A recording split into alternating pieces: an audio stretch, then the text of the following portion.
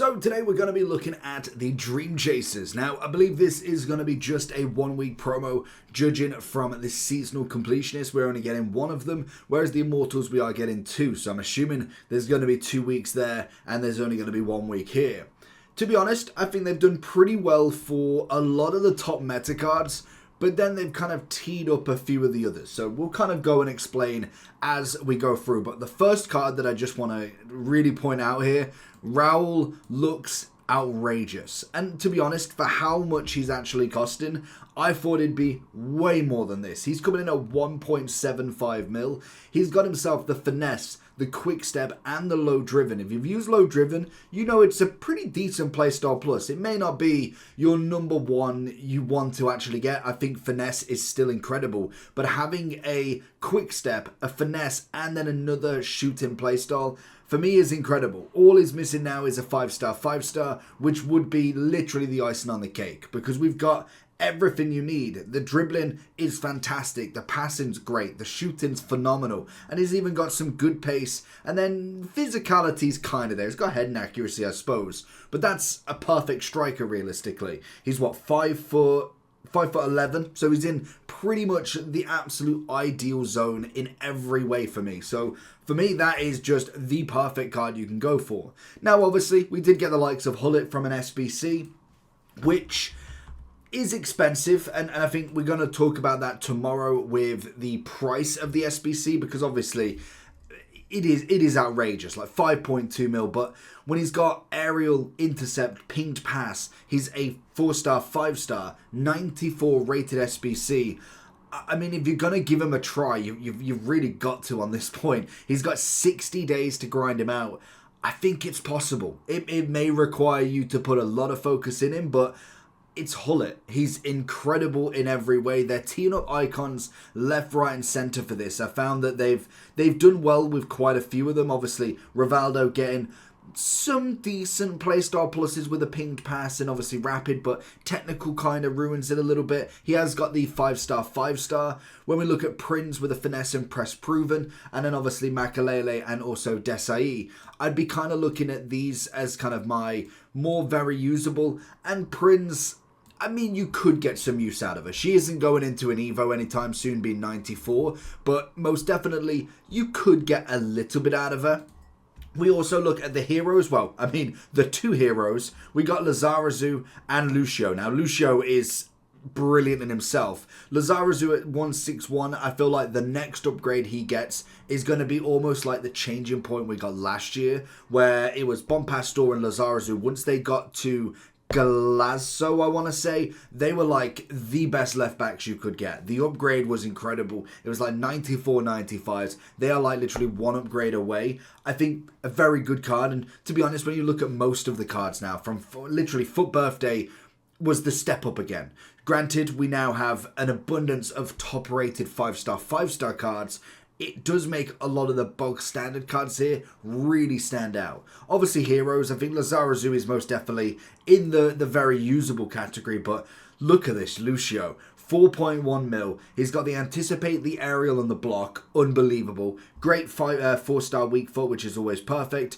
Great dribbling, passing, shooting, defending. Everything about him is incredible. Is a solid centre back once more. I think for me, it's the easiest decision you could go with them two. And that kind of spaces a little bit of everybody out, to be honest. So if you're looking for coins, check in the description for El Dorado. Depending on the coin amount that you're looking for, the delivery time is displayed on the website, and you'll see lots of different trusted sellers with reviews on specifics, and also the ability to be able to pick who you want. It will also show how much they have in stock, and obviously you can see that they are verified members. There is 100% refund ability and also 24/7 support if you need any questions with your coin needs. Also, if you head over to Trustpilot as well, you can see over 30,000 upvotes for them. You can see how reliable they are. Obviously great feedback across the entire board with El Dorado. So when on checkout, make sure you are using the code JT11 for 5% off your order every time. Discount code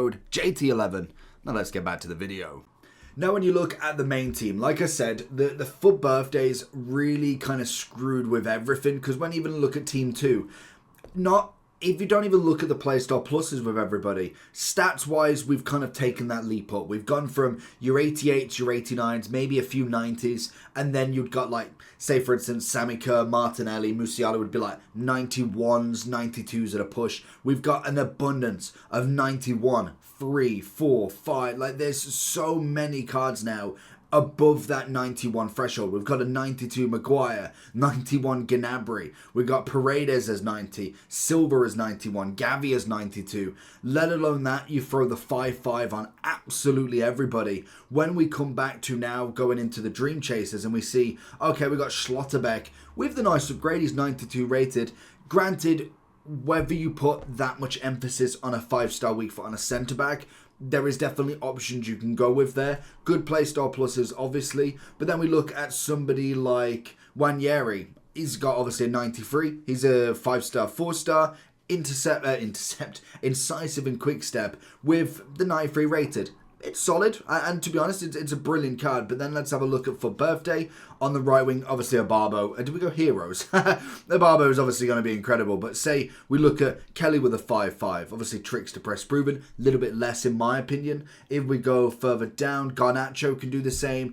Rapid acrobatic with the 5-5. And it all depends on how much emphasis you do put on the 5-5. But it's a next level up. It's always that next step. And now they are a little bit cheaper as well. It is a shame that the Dream Chasers don't go up in any way. I mean, maybe even just a +1 overall for tracking the Champions League, the Europa, and the Conference League would have been nice. But they are just going to stay the same anyway. It doesn't mean that they're totally unusable. I think there's a lot of usable cards in here. Obviously, when we look at the likes of Kane and Mbappe, we haven't got any of the players with a triple playstyle plus, but I do think when we do look at the Mbappe and Kane, they are incredible in themselves. Obviously, Mbappe, no matter the version, is outrageously good. And to be honest, we did get a lovely SBC for the normal players, which makes it a little bit harder for Hullet because he's so expensive, but we did get Dembele as a 93. Rapid and obviously the low driven, 1.1.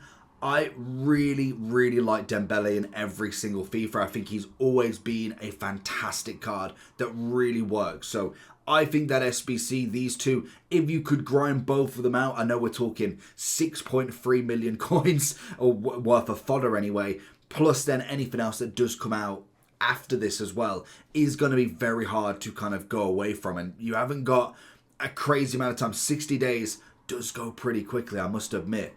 Then we kind of look through, and really, you look at kind of the next ones. Nwaneri, obviously fantastic. He's going to be a solid right wing. We look at Martinez in net. He's obviously going to be a 600k striker. He's a solid striker. He's a 5-4, decent. Peugeot is obviously going to be the same. And even Schlotterbeck, he's a solid centre-back. There's nothing bad about him. But when we look at these cards, even Loriente, he's obviously coming in as a right mid. He's got multiple positions of right back, centre mid, right wing, and right mid. Stats-wise, across off the charts, incisive and obviously quick step. He's got multiple positions to go in.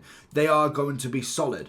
But then once we kind of get rid of these cards, even Verts obviously with a 5-5, you kind of then throw in the likes of Peugeot. We then left with scraps, really. And obviously Putellas puts herself in here as well. She is most definitely one of the better cards that we can see. 1.6 mil. Obviously, I do prefer a Team of the Year still, but she is getting closer and closer to that top-end card. In terms of in-game, she's always been fantastic. So she is most definitely going to go into that top meta without any question. And then we kind of go through a few more now. So looking at the rest, I think the only other one out of this list now, I would say worth mentioning a little bit, would be the likes of Caicedo, obviously coming in with the 93. It's weird because obviously she got herself a future star as a 91 and then quickly managed to get into the 93 as well. But just changing the quick step to the rapid, but keeping the technical, I think they kind of ruined the card a little bit there. I think they could have really gone and added either the rapid and quick step, one or the other, and then the finesse or the incisive or the ping pass, anything that's different. Just not changing the quick step for a rapid. We know that's a good playstyle plus. It is a shame that they've kind of just dropped her in it there, really.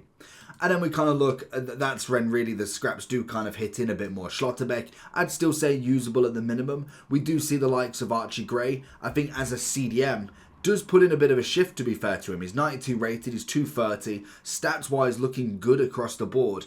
The problem I have always is going from the silver to a 92 sometimes is a little bit lacking. And I think for me, when I've seen him in game, they've done really well to bring the stats up, but there is a lot of CDMs that do hold that same weight, in my opinion. I'd still say you could argue between the very usable, but I would personally go with the usable at the moment.